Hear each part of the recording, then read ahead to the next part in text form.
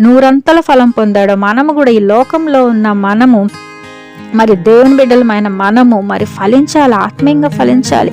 ఎన్ని ఇబ్బందులు వచ్చినా, ఎన్ని విమర్శలు వచ్చినా, ఎన్ని అవమానములు, నిందలు వచ్చినా, ఎటువంటి పెను తుఫాన్లు నీ జీవితంలో చెలరేగినా కానీ మనం దేవుని యొక్క మరి ఆ సహవాసాన్ని విడిచిపెట్టకూడదు. దేవుని వాక్యాన్ని మనం విడిచిపెట్టకూడదు. దేవుడు మాత్రమే మనల్ని మరి క్షేమకరమైన స్థితిలోకి తీసుకెళ్లేవాడు దేవుడు అండి. ఆయన మాత్రమే మనల్ని ఆశీర్వదించేవాడు. కాబట్టి దేవుడు ఆశీర్వదిస్తేనే మనం గొప్పవాళ్ళు అవుతాం. మన సొంత ప్రయత్నాలు ఎన్ని చేసినా కానీ మనం ఫలించలేము. కానీ దేవుని కృప మన మీద ఉన్నప్పుడు మాత్రమే మనం గొప్పవాళ్ళం అవుతాం. కనుక ఆత్మీయతలో మనం ఫలించాలి. తర్వాత భౌతికంగా మొదట ఆయన రాజ్యమును, నీతిని వెతికితే మనకి ఈ లోకంలో కావాల్సినన్ని దేవుడే మనకు అనుగ్రహిస్తాడు. కనుక ఈ సంవత్సరం అంతా ఆత్మీయ పంటను కోయాలి. తద్వారా దేవుని కృప ద్వారా ఈ లోకంలో కూడా మనకి క్షేమకరమైన మరి ఆ ఆశీర్వాదాలతో నింపబడాలి.